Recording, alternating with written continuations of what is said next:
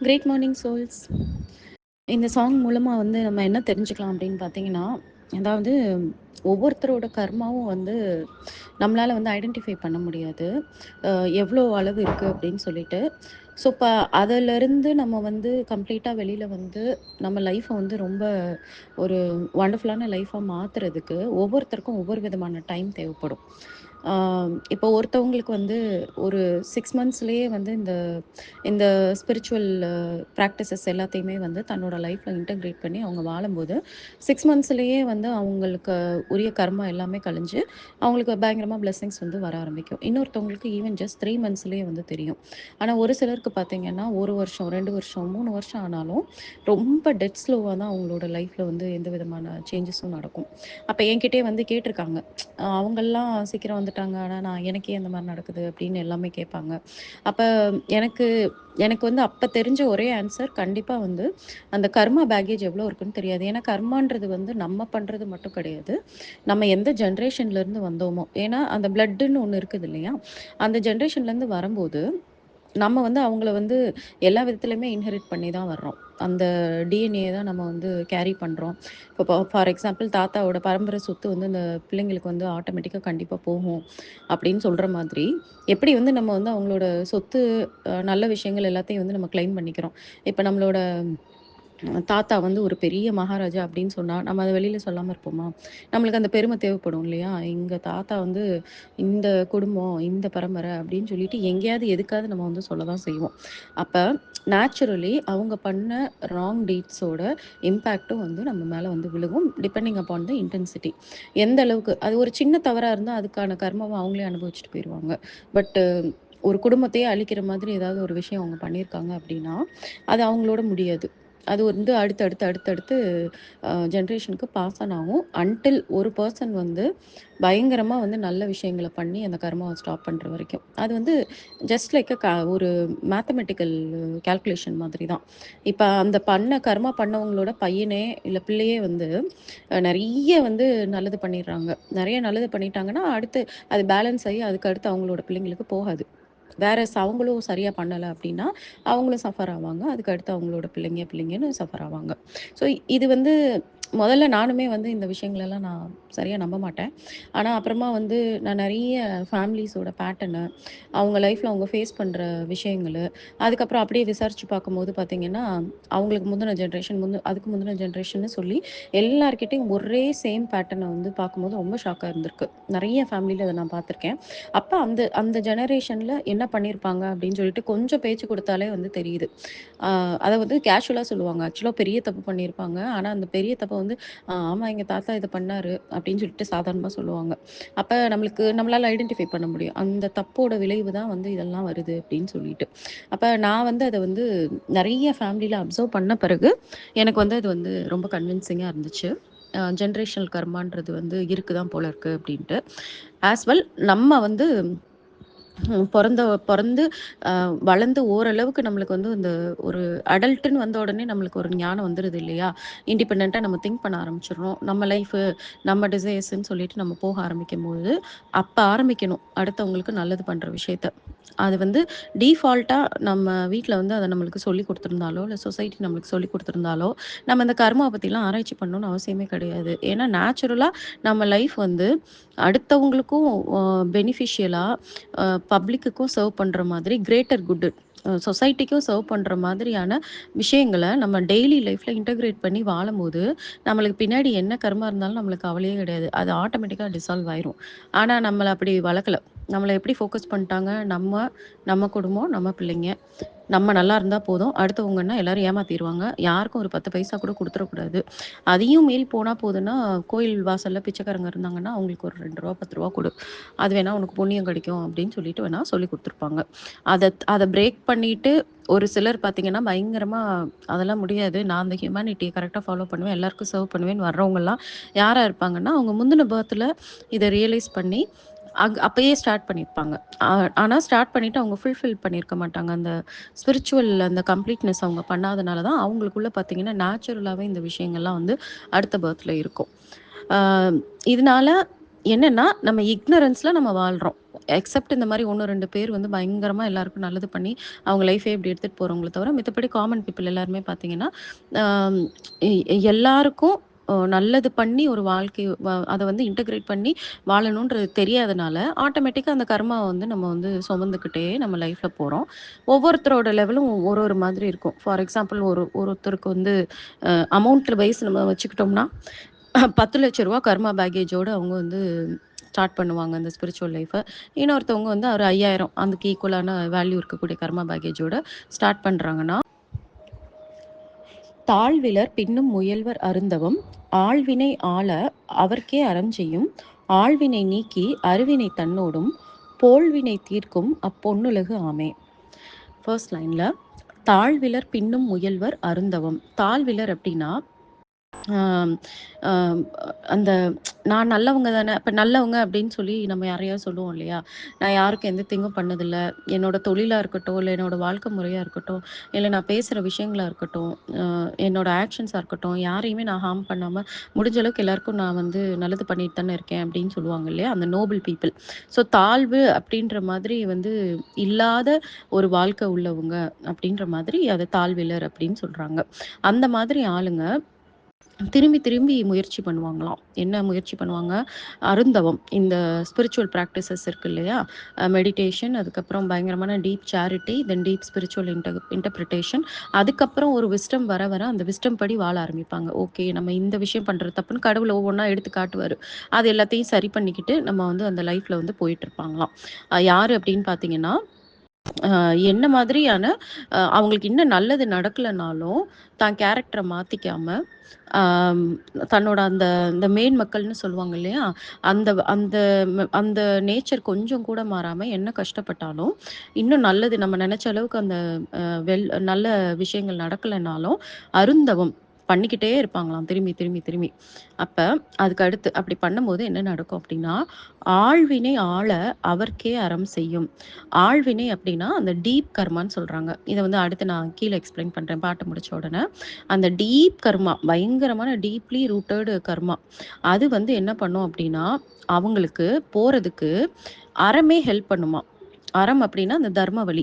அந்த தர்ம வழி வந்து என்ன பண்ணுமா, அது ஆக்டிவேட் ஆயி அவங்களுக்கு வந்து ஒண்ணொன்னா சொல்லி தருமாம். நீ இந்த இடத்துல நீ உனக்கே தெரியாம ஹானஸ்டி இல்லாம நடந்துக்கிற. இந்த இடத்துல நீ உனக்கே தெரியாம நீ வந்து அம் அ இது இன்டெகிரிட்டி இல்லாம நடக்கிற. இந்த இடத்துல நீ கொஞ்சம் தேவையே இல்லாம பொய் சொல்ற. இது எல்லாத்தையுமே நீ வந்து சரி பண்ணு அப்படின்னு சொல்லிட்டு, தர்மம் வந்து ஆக்டிவேட் ஆயி அவங்களுக்குள்ள அவங்களோட வாழ்க்கையில இருக்கக்கூடிய சின்ன சின்ன தவறுகள கூட சரி பண்ணிட்டு, ஒவ்வொரு சேலஞ்ச் வரும்போதும் அவங்கள வந்து தர்ம வழியிலே நடக்க வைக்குமாம். அப்ப அந்த ரொம்ப பெரிய சேலஞ்சுல கூட அவங்க தர்ம வழியில நடக்கும்போது, இந்த ஆழ்வினைன்றது அழிஞ்சு போகுமாம். அப்ப தர்மமே ஆக்டிவேட் ஆயி, அதுவே வந்து சொல்லி தருமாம். எப்படிலாம் நடக்கணும், எப்படிலாம் கரெக்ட்டா நடக்கணும் அப்படின்னு சொல்லிட்டு. அதே மாரி அடுத்தவங்களுக்கு நல்லது பண்றதுக்கு அதுவே சிச்சுவேஷன்ஸ கிரியேட் பண்ணி தரும். இப்படி உதவி பண்ணும். 3வது லைன்ல, "ஆழ்வினை நீக்கி அருவினை தன்னோடும்." அந்த ஆழ்வினைய அழிச்சிட்டு, அருவினை அப்படின்றது பார்த்தீங்கன்னா, சப்டில் கர்மா. அதாவது இன்விசிபிள் கர்மாவாம். அந்த டீப் கர்மா போக, இன்னும் சில விதமான ஒரு கர்மா இருக்கு. அந்த அருவினை அப்படின்றத அதில சொல்றாங்க. அதையும் நான் எக்ஸ்பிளைன் பண்றேன். அருவினை தன்னோடும். அந்த அருவினையும் வந்து அது ரிமூவ் பண்ணுமாம். தென் போழ்வினை தீர்க்கும் அப்பொன்னுலகு ஆமே. போழ்வினை ஆல்ரெடி அழிஞ்சு போயிட்டு, இன்னும் கொஞ்சம் மிச்சம் மீதி அதோட ஒரு இம்ப்ரிண்ட்ஸ் வந்து இருக்குமாம். அதுதான் போழ்வினைன்னு சொல்றாங்க. அதையும் கம்ப்ளீட்டா ரிசால்வ் பண்ணுமாம். இப்ப அது எப்படின்னா, இப்ப ஏதாவது ஒண்ணு எரிஞ்சு போயிட்டு அந்த சாம்பல் மட்டும் இருக்கும்ல, அந்த மாதிரி வந்து ம் மிச்சம் மீதி வந்து ஏதோ ஒண்ணு லைட்டா அதோட ஒரு டெயிண்ட் மாதிரி லைட்டா இருக்குமாம். அதையும் கம்ப்ளீட்டா அழிச்சிருமாம். அழிச்சு அப்பொன்னுலகு ஆமே அப்படின்னா, இது 3ம் போன பிறகு அவங்க வாழ்ற வாழ்க்கை ஹெவன் மாதிரி தான் இருக்கும். பொன்னுலகம் அப்படின்னு அதுதான் சொல்றாங்க. Golden world. புதுசா எங்கேயோ அவங்க ஹெவனுக்குலாம் போகணும்னு அவசியமே இல்ல. அவ்வளோ நாளா கொடூரமா, கொடுமையா, கஷ்டமா தெரிஞ்ச அந்த உலகமே அவங்களுக்கு வந்து பயங்கரமான ஒரு ஹெவனா மாறிரும். இதே உலகம் தான் அவங்களுக்கு வந்து முன்னாடி வந்து கஷ்டம் குடுத்துருக்கும். அப்ப இதே உலகம் அவங்களுக்கு வந்து பயங்கரமான பிளெஸ்ஸிங்ஸையும், நல்ல ஒரு ஹெல்த்தையும், நல்ல ஒரு வெல்த் அட்ராக்ட் பண்ணி குடுக்கும். மன அமைதிய குடுக்கும். நல்ல ஒரு ரிலேஷன்ஷிப்ஸ குடுக்கும். எப்பவுமே வந்து ஒரு அன்பும், அந்த ஒரு சந்தோஷமும், அமைதியும் கலந்த ஒரு ரொம்ப பியூட்டிஃபுல்லான ஒரு லைஃப குடுத்துருமா. அப்படி ஒரு லைஃப் இருந்தா அதுதானே நம்மளுக்கு ஹெவனு. ஸோ அந்த பொன்னுலகம் நம்மளுக்கு வந்துரும் அப்படின்னு சொல்லியிருக்காங்க. இப்ப இதுல இந்த ஆழ்வினை, அருவினை, போல்வினை பத்தி நம்ம பார்க்கலாம். அதாவது ஆழ்வினை அப்படின்னா கர்மாவே அவர் 3ஆ பிரிச்சிருக்காரு. ஆழ்வினை அப்டின்னா, அந்த டீப் கர்மா. அதாவது நல்லா தெரிஞ்சே வந்து நம்ம வந்து பண்ற தவறுகள். அ நம்ம என்னென்னன்னா வயலன்ஸு, அடுத்தவங்கள காயப்படுத்துறது, அ அ பயங்கரமான டீப்பா வந்து எது மேலயாவது அட்டாச் ஆகி அதனால நெறைய தவறுகள பண்றது. அப்புறம் ஏமாத்துறது, இது நம்பிக்கை துரோகம் பண்றது அப்படின்ற மாரி ஐதர் நம்மளோ, இல்லன்னா நம்மளோட ஜெனரேஷன்ல முன்னாடி உள்ளவங்களோ பெரிய பாதிப்பு அதனால கிரியேட் பண்ணியிருப்பாங்க. பட் இதுல வந்து முன்ஜென்மமும் சொல்லியிருக்காங்க. பட் நம்மளுக்கு தெரியாது. முன்ஜென்ம கர்மாலாம் வந்து இது இப்ப வரைக்கும் வருதா? அப்படின்றத நம்ம பிராக்டிகலா நம்ம வந்து செக் பண்ணது கிடையாது. ஏன்னா முன்னாடி நம்ம என்னவா இருந்தோம்லாம் தெரியல. பட் அதனால நான் எப்பவுமே ஜெனரேஷனல் கர்மாவோட நம்ம கர்மா ஜெனரேஷனல் கர்மாவோட தான் நான் ஸ்டிக் பண்ணிப்பேன். அப்ப அந்த கர்மா என்ன ஆகுது அப்படின்னா, அது வந்து பயங்கரமான பிரச்சனைய தான் நம்மளுக்கு வந்து குடுக்கும். இப்ப என்னென்ன மாதிரினா பார்த்தீங்கன்னா, இப்போ ஒரு ஃபேமிலில பார்த்தீங்கன்னா, தொடர்ந்து டிவோர்ஸ் நடந்துகிட்டே இருக்கும். அப்புறம் தொடர்ந்து ந ஒவ்வொரு ஜெனரேஷன்லயும் வந்து ஏதாவது கொடூரமான ஒரு ஹெல்த் இஷ்யூஸ் வரும். கேன்சர் மாதிரியோ, இல்லன்னா ஏதாவது அதாவது அந்த அந்த ஹெல்த் வந்து ரொம்ப அந்த நோய் வந்து ரொம்ப நாளா ப்ரொலாங் ஆயி ரொம்ப கஷ்டப்பட்டு சாகுற மாதிரியான ஒரு ஹெல்த் இஷ்யூஸ் வந்து ஒவ்வொரு ஜெனரேஷன்லயும் வந்துகிட்டே இருக்கும். தென் வந்து பாவர்ட்டி. அதாவது ரொம்ப கஷ்டப்படுவாங்க பண விஷயத்துக்கும், அன்றாட வாழ்க்கைய பார்த்துக்கிறதுக்கும். ஆனா அவங்க வந்து பார்த்தீங்கன்னா, முன்னாடி வந்து ரொம்ப நல்ல லெவல்ல தான் இருந்திருப்பாங்க. ஏதோ ஒரு பாயிண்ட்ல இருந்து அதுக்கப்புறம் ஃபுல்லா வந்து பயங்கர வறுமையில இருந்திருப்பாங்க. அப்படி இல்லன்னா, அந்த டாக்ஸிக் ரிலேஷன்ஷிப்ஸ் வந்து ரொம்ப ஒவ்வொரு ஜெனரேஷன்லயும் ஒருத்தவங்க அந்த டாக்ஸிக் ரிலேஷன்ஷிப்னால ரொம்ப கஷ்டப்பட்டு ரொம்ப ப்ராப்ளம வந்து ஃபேஸ் பண்ணவங்களா இருப்பாங்க. இதுதான் வந்து அந்த ஏன் அப்படின்னு பார்த்தீங்கன்னா, அந்த ஆள்வினையினால வரக்கூடிய இம்பாக்ட் இது எல்லாமே. அப்ப இதுதான் வந்து ஒருத்தர வந்து பல ஜெனரேஷனா வந்து இம்பாக்ட் பண்ணும். அப்ப இத வந்து நம்மளுக்கு வந்து பண்றதுன்றது இது போகுறது தான் ரொம்ப கஷ்டம். அ இத போகுறதுக்கு நம்ம அந்த அருந்தவம்ன்றது ரொம்ப இம்பார்ட்டன்ட். அருந்தவம் அப்படின்னா, இப்ப இன்னைக்கு நீங்க முடிவு பண்ணிட்டீங்க, என் வாழ்க்கையில நான் இத வந்து விடமாட்டேன். இந்த ஸ்பிரிச்சுவல் பிராக்டிஸஸ நான் விடமாட்டேன், என்ன ஆனாலும் அப்படின்னு சொல்லி முடிவு எடுத்துட்டீங்க அப்படின்னா, ஒரு நாள் கூட மிஸ் பண்ணாம அத உங்களோட வாழ்க்கையில அ ஒண்ணோட ஒண்ணா அது கலந்துரணும். அது மெடிடேஷன் இல்லாமலாம் நான் ஒரு நாளும் இருந்ததில்ல. மெடிடேஷன்லாம் என் வாழ்க்கையில சாப்பாடு தூக்கம் மாரி மாறிடுச்சுன்ற மாதிரி நீங்க ஒரு பிராக்டிஸஸ்குள்ள வந்துரணுமே தவிர, ஒரு 10 நாள் பண்றது, ஒண்ணும் நல்லா இல்ல, பரவால்ல விட்டுறலாம் அப்படின்னு சொல்லிட்டு விட்டுட்டு, திரும்பி அடுத்து நெக்ஸ்ட் மந்த் ஆரம்பிக்கிறது. இந்த மாரி எதையாவது ஒரு காரணத்த வேற சொல்லிக்கிறது. வீட்ல வந்து ஒரே பிரச்சனை, வீட்ல வேலை ரொம்ப அதிகமா இருந்தது அப்படின்னு சொல்லிட்டு. இதெல்லாம் அந்த இக்னரன்ஸ்ல பேசக்கூடிய விஷயங்கள். அப்ப நம்மளோட டீப் ரூட்டட் கர்மாவ வந்து நம்ம சரி பண்ணணும் அப்படின்னா, இந்த அருந்தவம் ரொம்ப முக்கியம். அதுவும் எவ்வளோ நாளுன்றது நம்மளுக்கு தெரியாது. ஆனா கண்டிப்பா கொஞ்சம் கொஞ்சமா வந்து நம்மளுக்கு வந்து மாற்றங்கள் ஏற்படும். இத வந்து நான் வந்து பார்த்துருக்கேன். இதத்தான் அவர் வந்து ஆழ்வினை அப்படின்னு சொல்றாரு. அதுக்கு அடுத்து அருவினைன்னு ஒண்ணு சொல்றாரு. அருவினை என்ன அப்படின்னு பார்த்தீங்கன்னா, வெளியில இருந்து நம்மளுக்கு அந்த பிரச்சனை எதுவும் வராது. இப்ப ஆள்வினை மூலமா என்ன வரும் அப்படின்னா, இந்த மாதிரி ஹெல்த் போகும், வேலை போகும், அ சம்பாதிச்ச பணம் போகும். இந்த மாதிரிலாம் நெறைய நம்மளுக்கு நடக்கும். அதாவது எக்ஸ்டர்னலா யாராவது ஒரு தேர்ட் பெர்சன் மூலமாவோ, இல்லைன்னா ஏதாவது ஒரு ஈவென்ட்ஸ் மூலமாவோ ஒரு சேலஞ்சஸா நம்மளுக்கு உள்ள வரும். ஆனா அருவினை என்ன அப்படின்னு பார்த்தீங்கன்னா, நம்மளுக்கு உள்ள இருக்கக்கூடிய கெட்ட விஷயங்கள் வந்து நம்மளுக்கு வருமாம். இது வந்து என்ன அப்படின்னா, அம் ம் நம்மளோட கேரக்டரு, நம்மளோட ஹேபிட்டு, நம்மளோட ஃபியரு இது எல்லாமே பார்த்தீங்கன்னா, சம்மந்தமே இல்லாம இருக்கும். ஏன் நம்ம மட்டும் இப்படி இருக்கோம் அப்படின்னு சொல்லிட்டு நம்ம யோசிப்போம். அது வந்து பார்த்தீங்கன்னா, அந்த இந்த இந்த கர்மாக்குள்ள வரும். அதாவது பெருசா கண்ணுக்கு தெரியாம இருக்கும் இந்த கர்மா. அ இனி இது வந்து அந்த கர்மாவோட இம்பாக்ட். இப்ப ஆள்வினையில நம்ம நம்ம குடும்பம் வந்து பாதிச்சிருக்கோம். அந்த பாதிச்சு இப்ப நம்ம பேரண்ட்ஸ் வந்து அதுல பாதிச்சிருப்பாங்கன்னு வைங்களேன். அது வந்து அவங்களோட சப்கான்ஷியஸ் மைண்ட்ல வந்து கலந்திருக்கும். அப்ப அடுத்து அவங்க வழியிலருந்து நம்ம வரும்போது, நம்ம அதோடயே தான் பொறப்போம். அந்த சப்கான்ஷியஸ் மைண்ட்ல அந்த கர்மாவோட இம்பாக்ட்டோட தான் நம்ம பொறப்போம். அதனால நம்ம வந்து அப்படி இருப்போம். என்னன்னா ஒரு மாரி ஈகோ பேட்டர்ன் இந்த கோவம், பொறாம, இன்செக்யூரிட்டி, லாஜிக்கலா வந்து அது அப்ளையே ஆகாது. "நீ எதுக்கு இப்படி இருக்க? நீ என்னதான் ரீசன்னு கேட்டா அவங்களுக்கே தெரியாது. அது வந்து ஒரு நெகட்டிவா வந்து அவங்களுக்குள்ள இருக்கும். ஏன்னா, அது வந்து என்ன பண்ணும்னா, அந்த பயங்கரமா சப்கான்ஷியஸ் மைண்ட்ல ரொம்ப ஸ்ட்ராங்கா வந்து அது வந்து பதிஞ்சு போயிருக்கும். அவங்களால அந்த விஷயங்கள மாத்தவே முடியாது. அது என்ன பண்ணும்னா, அவங்களுக்கு வந்து கஷ்டத்த குடுத்துக்கிட்டே இருக்கும். சம்மந்தமே இல்லாம வந்து எல்லா விஷயத்துக்கும் பயப்படுவாங்க. அதுல ஒரு ரேஷனாலிட்டியே இருக்காது. எதுக்கு பயப்படுற? இந்த பயத்துக்கு ஒரு லாஜிக்கே இல்லையேனாலும் அவங்களால ஏத்துக்கவே முடியாது. அதே மாரி ஓவர் ரியாக்ட் பண்ணுவாங்க எல்லா விஷயத்துக்கும். ஒரு சின்ன விஷயமா தான் இருக்கும். அதுக்கு வந்து டக்குன்னு உட்காந்து பயங்கரமா கத்துறது, ரொம்ப அழுகுறது, இந்த மாதிரிலாம் வந்து பண்ணுவாங்க. அதே மாரி அவங்களோட லைஃப்ல பார்த்தீங்கன்னா, இப்ப மணி விஷயமா இருக்கட்டும், இல்ல ஃப்ரெண்ட்ஷிப்பா இருக்கட்டும், இல்ல லவ் ரிலேஷன்ஷிப்பா இருக்கட்டும், எல்லாமே பார்த்தீங்கன்னா, ஒரே மாதிரி திரும்பி, திரும்பி, திரும்பி கஷ்டப்படுவாங்க. ஆளுங்க மாறுனாலும், அவங்களுக்கு வரக்கூடிய அந்த பிரச்சனை வந்து ஒரே பிரச்சனையா தான் இருக்கும். அத வந்து டிஃபரெண்டான ஆளுங்க கிட்ட வந்து ஃபேஸ் பண்ணிட்டே இருப்பாங்க. அதுக்கப்புறம் தனக்கு தனக்கு ஹார்மிங்கா இருக்கு. தனக்கு வந்து அது கெட்டது தான் பண்ணும்னு தெரிஞ்சா கூட, அந்த பிரச்சனையவே தான் இழுத்து வச்சுக்கிட்டே இருப்பாங்க. அவ் அந்த பிளேஸ்க்கே தான் அவங்களுக்கு வந்து போகணும்னு தோணும். இந்த மாதிரி இருக்கும். தென் வந்து டீப் ரூட்டட் பிலீஃப்ஸ் இருக்கும். நான்லாம் ஒண்ணுமே இல்ல. நான்லாம் எதுக்குமே லாயக்கு இல்ல. நான் ரொம்ப அன்லக்கி. யாருமே என்னைய புரிஞ்சுக்க மாட்டாங்க. நான் ரொம்ப லோன்லியா இருக்கேன். இந்த மாரி எதையாவது ஒண்ண வந்து மனசுக்குள்ள வச்சுட்டு, அத வச்சே வந்து லைஃப்ல வந்து தன்ன வந்து ரொம்ப கஷ்டப்படுத்திப்பாங்க. இப்ப இந்த அருவினை என்னன்னா, அது ரொம்ப கஷ்டம் அத கண்டுபிடிக்கிறது. ஏன்னா, அவங்க நேச்சர் தான் அதுன்னு நம்ப ஆரம்பிப்பாங்க.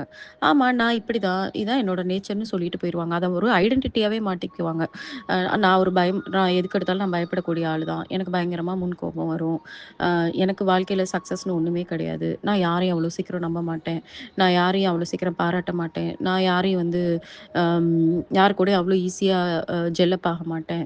அப்படின்ற மாரி தன் த அந்த அந்த தவறு எல்லாத்தையுமே தன்னோட கேரக்டராவே மாத்திப்பாங்க, நம்ப ஆரம்பிப்பாங்க. அப்ப அவங்களுக்கு ரியலைசேஷன் எப்போ வரும்? இந்த இந்த விஷயங்களுக்குள்ளலாம் நுழையும்போது தான். அந்த தியானம் பண்றதும் சரி, அம் வைப்ரேஷன் அதிகமா வச்சிருக்கக்கூடிய விஷயங்கள பண்றதும் சரி, இறைவன வந்து ரொம்ப ஒவ்வொரு நொடியும் வந்து நம்ம மனசுக்குள்ள வந்து ரீகலெக்ட் பண்ணிட்டு இருக்கும்போது தான், அவங்களுக்குள்ள இருக்கக்கூடிய இந்த கெட்ட விஷயங்கள் எல்லாமே, அது வந்து அவங்க கிடையாது. அவங்களோட சப்கான்ஷியஸ் மைண்ட்ல பதிஞ்சிருக்கக்கூடிய ஒரு கர்மாவோட ஒரு இம்பாக்ட் அப்படின்னு சொல்லி அவங்களுக்கு புரியும். இப்ப ஒரு சிலர் எடுத்துக்கிட்டீங்கன்னா, பயங்கரமா அடிக்டடா இருப்பாங்க. ட்ரக்கா இருக்கும். இல்லன்னா ஆல்கஹாலா இருக்கும். அவங்களுக்கே தெரியும். நம்ம ஆல்கஹால் சாப்பிடுறது நல்லதில்ல. அது சாப்பிடுறதுனால நம்ம லைஃப் வீணா போதுன்னாலும், அப்படி ஒரு டீப் அட்ராக்ஷன் வந்து அவங்களுக்கு வந்து அது மேல இருக்கும். அவங்களால வந்து அதுலருந்து வெளில வரவே முடியாது. இதெல்லாம் பார்த்தீங்கன்னா, அந்த கர்மாவோட இம்பாக்ட் தான். தென் வந்து அதான் விக்டிம் மைண்ட் செட்ல இருக்கிறது எப்ப பார்த்தாலும். எதுக்கு எடுத்தாலும் எல்லாத்துக்கும் பயந்துகிட்டே இருக்கிறது. இன்னொரு முக்கியமான விஷயம் ரொம்ப டீப்பா கில்ட் ஆகுறது. எதையாவது ஒண்ண நினைச்சு கில்ட் ஆயிட்டு அந்த கில்ட்டுக்குள்ளேயே வாழ்றது. அதே மாரி அன்கண்ட்ரோலபிள் டிசையர்ஸ், ஃபேண்டஸீஸ்லாம் வச்சுக்கிறது. எல்லாத்துலயுமே எந்த மாதிரி விஷயமா இருந்தாலும் சொசைட்டியோட ஒத்துப்போகாத ஃபேண்டஸீஸ வந்து மைண்ட்ல டெவலப் பண்ணிட்டு இருக்கிறது. தென் வந்து ரொம்ப அரகன்ட்டா பிஹேவ் பண்றது. இந்த மாரி நெறைய உங்களுக்கே தெரிய வரும். நம்ம லைஃப்ல இதெல்லாம் வந்து நம்ம தேவையில்லாம பண்ணிட்டுருக்கோம். ஆனா என்னன்னா, அதுதான் நம்ம தான் அது அப்படின்னு நெனச்சுக்கிட்டு, நம்ம வந்து அத மாத்திக்கவே மாட்டோம். அது ஏதோ ஒரு பெரிய ப்ரைடு மாரி நெனச்சுக்கிறது. ஸோ இந்த அறிவினை தான் இருக்கிறதுலயே ரொம்ப கஷ்டம். இது வந்து வெளில போறது. அப்ப இந்த நம்ம என்னதான் நல்லவங்களா இருந்தாலும், நம்மளுக்குள்ள இப்படி ஏதோ ஒரு ஒரு கேரக்டர் வந்து நம்மள வந்து பாதிச்சுக்கிட்டு, நம்மள வந்து நம்மளுக்கு திரும்பி திரும்பி அது வந்து கர்மா கிரியேட் பண்ணுது அப்படின்னா, அப்ப அது போறதுக்கு ரொம்ப நாள் ஆகும். அப்ப அது போற வரைக்கும் நம்ம பொறுமையா தான் இருந்தாகணும். பொறுமையா நம்ம என்னென்ன பண்ணணும், இந்த டிவைன் கிட்ட கம்ப்ளீட்டா சரணாகதி அடையணும். எந்த விஷயமா இருந்தாலும். மெடிடேஷன் பண்ணணும். தென் ஃபர்கிவ்னஸ் பிராக்டிஸ் பண்ணணும். ஃபுட் சேரிட்டி, அதுக்கப்புறம் சர்விஸ் ஓரியன்டட் லைஃப் வாழணும். அப்புறம் செல்ஃப் என்கொயரி பண்ணிக்கிட்டே இருக்கணும். நம்ம இன்னைக்கு கரெக்ட்டா தான் பண்ணியிருக்கோமா? நம்மளோட எண்ணங்கள் எப்படி இருந்துச்சு? நம்ம செயல் எப்படி இருந்துச்சு? நம்ம வார்த்தை எப்படி இருந்துச்சுன்னு சொல்லிட்டு, ஒரு குருவோட ஹெல்ப்போட அத எல்லாத்தையுமே வந்து சரி பண்ணணும். அடுத்து போல்வினை. போல்வினைனா என்னன்னா, ஆல்ரெடி அந்த கர்மாவ நம்ம அனுபவிச்சு முடிச்சிருப்போம். ஓகேங்களா? அதுக்கப்புறம் திரும்பி வந்து அந்த கர்மா வரப்போறது கிடையாது. ஆனா, அந்த கர்மானால நம்மளுக்கு வந்து மைண்ட்ல ஒரு இம்பாக்ட் கிரியேட் ஆயிருக்கும்ல. அது என்ன பண்ணும்னா, நம்மளுக்கு டிஸ்டர்பன்ஸா இருக்கும். அடுத்தடுத்து நம்மள வந்து நிம்மதியா வாழ விடாம நம்மள டிஸ்டர்ப் பண்ணும். எப்படின்னா, ஒரு ஃபியர் மூலமாவோ, இல்லன்னா ஒரு கில்ட் மூலமாவோ, ஒரு இன்செக்யூரிட்டி மூலமாவோ, ஏன்னா முன்னாடி நம்ம அனுபவிச்சிருப்போம். அத வந்து இல்ல நான் வந்து எனக்கு முன்னாடியே இந்த மாரி ஒண்ணு நடந்துச்சு. அதனால எனக்கு பயமா இருக்குன்னு சொல்லிட்டு எந்த ஸ்டெப்பையும் எடுக்காம இருக்கிறது.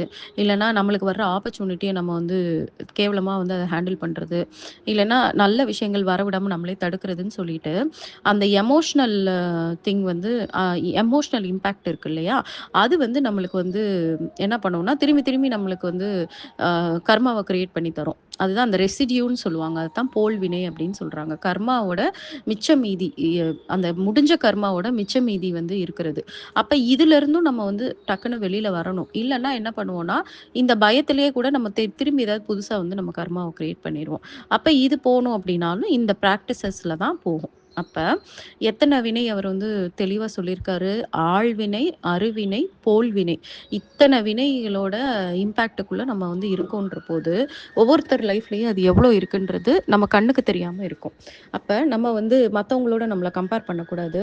அதே மாரி அ மத்தவங்களோட மத்தவங்களுக்கெல்லாம் நல்லது நடக்குது, நம்மளுக்கு நடக்கலையேன்னுலாம் நினைக்காம, கடவுள் எல்லாரையுமே சரிசமமா தான் பார்ப்பாரு. இதுக்கு முன்னாடி இந்த திருமந்திரம் நான் செலக்ட் பண்ணும்போது ஒரு சாங் பார்த்தேன். அதில என்ன போட்டிருந்ததுன்னா, "நீ எவ்ளோ மோசமானவங்களா இருந்தாலும் சரி, ஏமாத்துறவங்களா இருந்தாலும் சரி, இல்ல பெரிய நம்ம முடியாத ஏதோ ஒரு தப்பே யாருமே செய்யக்கூடாத ஒரு தவற பண்ண ஆளா இருந்தாலும் சரி, இல்லன்னா இதுவரைக்கும் நீ வாழ்ந்த வாழ்க்கையே தவறான வாழ்க்கையா இருந்தாலும் சரி, எல்லாரையுமே நான் வந்து சமமா தான் நான் எடுத்துப்பேன்." அப்படின்ற மாதிரி ஒரு சாங் இருந்துச்சு. அது நான் ஆல்ரெடி ஒரு தடவ எக்ஸ்ப்ளைன் பண்ணிட்டேன்றனால, அந்த சாங்க சூஸ் பண்ணல. இறைவன் வந்து எல்லாரையுமே சரிசமமா தான் நினைக்கிறாரு. எல்லாருக்குமே ஈக்குவல் ஆப்பர்ச்சுனிட்டி குடுக்குறாரு. அவர பொறுத்தளவுக்கு அவருக்கு முன்னாடி எல்லாரும் ஒண்ணு தான். நம்ம தான் நம்மளோட எண்ணங்கள் மூலமாவும், நம்மளோட கர்மா மூலமாவும் நம்மள வந்து நெறைய காம்ப்ளிகேட் பண்ணிக்கிறோமே தவிர, இறைவன் ரெடியா இருக்கிறாரு நம்மளுக்கு உதவுறதுக்கு. சில காரணங்களால அவரு வந்து அ நம்மளோட அந்த ஃப்ரீ வில்லுன்னு சொல்றோம்ல, நம்ம தான் முயற்சி எடுக்கணும். அந்த முயற்சிய வந்து அவர் வந்து ஓவரா இன்ஃப்ளூயன்ஸ் பண்ண மாட்டாரு. அவர் நம்மளுக்கு தள்ளி நின்று நம்மளுக்கு மென்டராவும், கைடா மட்டும் தான் இருப்பாரு. இதுல வந்து இறை சரணாகதி நீங்க பண்ணும்போது தான் அவர் உங்க லைஃப்ப வந்து ஃபுல் அண்ட் ஃபுல் பார்த்துப்பாரு. அந்த இறை சரணாகதினா என்னன்னு உங்களுக்கு புரியறதுக்கு ஒரு ஞானம் வேணும். அந்த ஞானம் வர்றதுக்கு குறைஞ்சது நீங்க 1லிருந்து 2 வருஷமாவது இந்த பிராக்டிசஸ்ல வந்தா தான் சரணாகதினா என்னன்னே உங்களுக்கு புரியும். இப்ப வரைக்கும் நெனச்சுட்டு இருக்கிறது சரணாகதினா சும்மா கடவுளோட கால்ல விழுகுறது அப்படின்னு நெனைக்கிறேன். அப்படி கிடையாது. நம்மளோட எண்ணம், செயல், வார்த்தை எல்லாமே இறைவன்கிட்ட சரணாகதி அடைஞ்சு ஒரு வாழ்க்கை வாழ்றதுன்றது வந்து, அதுக்கு வந்து ஒரு பயங்கரமான ஒரு நாலேட்ஜ் இருக்கணும். எப்படி நீ எம்பிபிஎஸ் படிச்சா தான் உன்னால டாக்டர் ஆக முடியும். ஐஏஎஸ் எக்ஸாம் எழுதி நீ பாஸ் பண்ணா தான் நீ ஐஏஎஸ் ஆக முடியும். அது மாரி இறை சரணாகதி வாழ்க்கை அப்படின்றது வந்து ஒரு பெரிய ஒரு பொசிஷனு. அந்த பொசிஷன நீங்க அச்சீவ் பண்ணணும் அப்படின்னா, இந்த அருந்தவம் பண்ணணும். அப்ப இந்த அருந்தவம் நீங்க பண்ணி ஒரு கட்டத்தில உங்களுக்கு தெரிய வந்துரும். என்ன டிவைன் சரண்டர் லைஃப் அப்படின்னா என்ன? இறை சரணாகதி வாழ்க்கைன்னா என்னன்னு உங்களுக்கே தெரிஞ்சிரும். தெரிஞ்ச பிறகு நீங்க வாழ ஆரம்பிக்கும்போது தான் இறைவன் வந்து உங்களோட ஃப்ரீ வில்லுக்குள்ளேயே வருவாரு. உங்கள வந்து நல்ல விஷயங்கள் மட்டும் தான் பண்ண வைப்பாரு. தவறான விஷயங்கள் அவர் பண்ணவே விடமாட்டாரு. அவரு நீங்க பண்ணணும்னு நெனச்சாலும் அதுக்கு முன்னாடியே தடுத்துருவாரு. இந்த மாரி லைஃப் வந்து ஃபுல் அண்ட் ஃபுல் வந்து டிவைனோட கண்ட்ரோலுக்கு போகும். அது போறதுக்கு இந்த அருந்தவம்ன்றது ரொம்ப ரொம்ப இம்பார்ட்டன்ட்டு. ஸோ எல்லாருமே வந்து மத்தவங்களோட கம்பேர் பண்ணிக்காம, அந்த பொறுமையோடையும், சகிப்புத்தன்மையோடையும், இறைவன் மேல இருக்கக்கூடிய ரொம்ப ஆழமான நம்பிக்கையோடையும், உங்களோட லைஃப்ப வந்து இந்த ஸ்பிரிச்சுவல் பிராக்டிஸஸ இன்டகிரேட் பண்ணி எடுத்துட்டு போங்க. ஒன்ஸ் நீங்க அந்த லெவல ரீச் பண்ணிட்டீங்க அப்படின்ற பிறகு தான் உங்களுக்கு தெரியும். இதுக்கு முன்னாடி நம்ம வாழ்க்கை எப்படி நரகமா வாழ்ந்துட்டு இருந்தோம் அப்படின்றது. ஏன்னா, அதுக்கப்புறம் நீங்க சொர்க்கத்துல இருப்பீங்க.